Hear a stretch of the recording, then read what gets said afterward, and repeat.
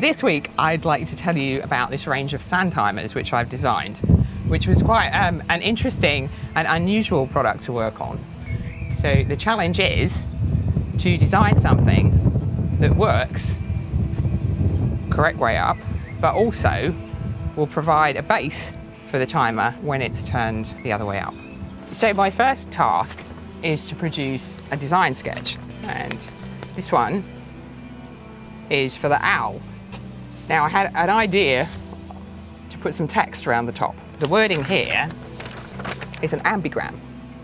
Now ambigrams are really interesting. If you haven't heard of them before, you should Google them, because they are words that can be read this way up, and then when they're turned upside down, you can also see the word the other way up.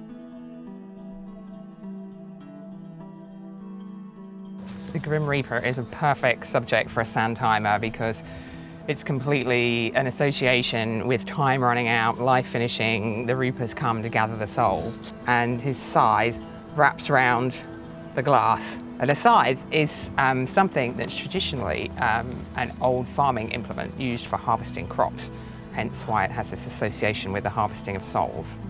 And here we have a Gothic angel. It's called Sacred Memory, this one, as she remembers the time that's passed. It's really nicely made, so she's sat on the steps, and on the back of it, it's like an overgrown old scene, and the wings here frame the piece, and then they also at the top provide the base. This one is a mermaid, which I thought worked quite well, and there she is with her tail wrapped around the dome.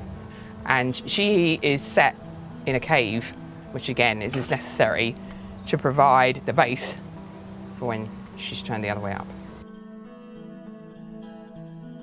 It's been a really interesting project to work on the design of these, and I hope to produce some more in future.